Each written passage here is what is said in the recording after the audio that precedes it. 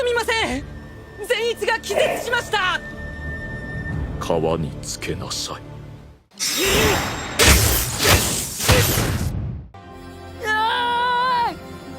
ちゃん。稲助、アキラ呼んだか万次郎。伊之助。念仏念仏念仏念仏念仏念仏念仏念仏念仏念仏。慣れてたまるか。バカかお前は。こんにちは。頭大丈夫ですか。善逸。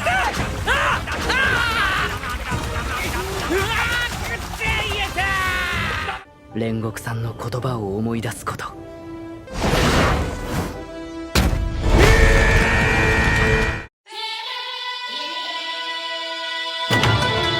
Halo teman-temanku, bagaimana kabarnya? V harap kalian semua baik-baik saja. Pada video kali ini, V akan membawakan alur cerita Kimetsu no Yaiba, Art Pelatihan Pilar.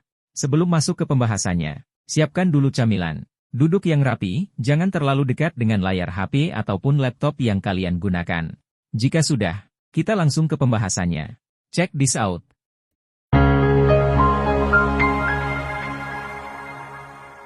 Adegan dimulai dengan memperlihatkan Tanjiro dan Zenitsu yang telah sampai di pelatihan pilar batu, yang bernama Himejima Gyomei. Himejima menjelaskan 3 latihan yang harus mereka jalankan pada sesi latihan ini. Yang pertama adalah berdiri di bawah air terjun, kemudian mengangkat 3 batang kayu, dan yang terakhir adalah mendorong batu sejauh 1 co atau setara dengan 109 meter.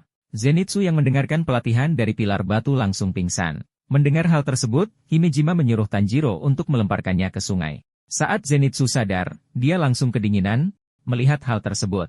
Salah seorang dari pasukan pemburu belis menyuruh Zenitsu untuk menempelkan badannya ke batu karena batu tersebut cukup hangat. Dengan kecepatan penuh Zenitsu langsung memeluk salah satu batu yang ada di sana. Ternyata kehangatan yang Zenitsu dapatkan dari memeluk batu hampir sama dengan kehangatan pelukan seorang ibu. Adegan berpindah kepada Inosuke yang sedang berdiri di bawah air terjun sambil melantunkan beberapa kata. Saat tidak ada satupun kata yang keluar dari mulut Inosuke, Tanjiro langsung berlari ke arahnya, karena Tanjiro tahu bahwa Inosuke telah pingsan. Tanjiro akhirnya memulai latihannya. Dia berdiri di bawah air terjun, salah satu pemburu iblis menyuruhnya untuk terus melantunkan kata ataupun kalimat, karena itu akan membuatnya lebih fokus. Selain itu juga, itu menjadi penanda bahwa dirinya masih sadar. Setelah merasa dirinya tidak kuat, Tanjiro langsung berjemur di atas batu. Saat mereka sedang beristirahat, Inosuke berkata bahwa Himejima adalah orang yang kuat. Tanjiro juga setuju dengan pendapat tersebut. Tanjiro berkata bahwa Himejima adalah satu-satunya orang yang memiliki aroma yang berbeda. Zenitsu yang mendengar percakapan tersebut berkata bahwa Himejima tidak mungkin bisa mendorong sebuah batu besar sejauh 1 co. Namun tak lama kemudian Zenitsu dan para pemburu iblis yang lain melihat Himejima yang sedang mendorong batu yang sangat besar di depan matanya sendiri. Adegan berpindah kepada Tanjiro dan Zenitsu yang sedang berlatih di bawah air terjun. Saat sedang berlatih, Zenitsu malah terbawa arus sungai. Untungnya Tanjiro langsung berenang menyelamatkannya. Setelah beberapa lama akhirnya berlatih di bawah air terjun selesai, Tanjiro langsung melanjutkan ke latihan mengangkat 3 batang kayu besar. Dia mengangkat kayu tersebut sekuat tenaga hingga akhirnya kayu tersebut berhasil terangkat.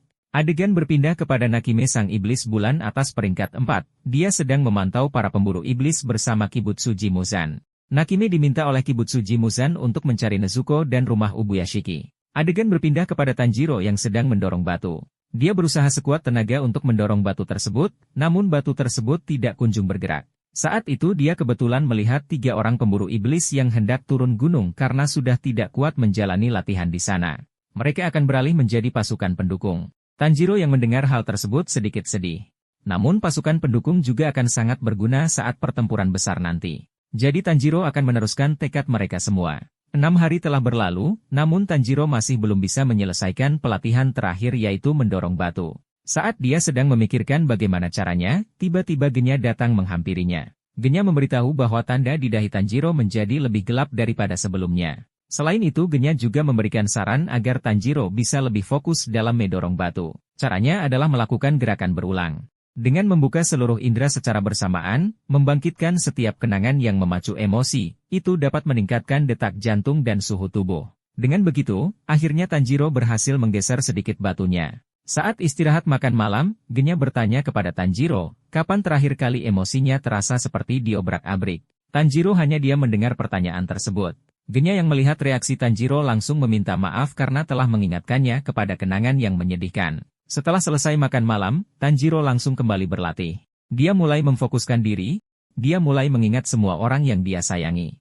Tanpa dia sadari, Zenitsu dan Inosuke melihatnya dari belakang. Tanjiro hanya fokus kepada latihan yang dia jalani, sampai akhirnya batu tersebut terdorong beberapa meter. Dan alur cerita pun selesai.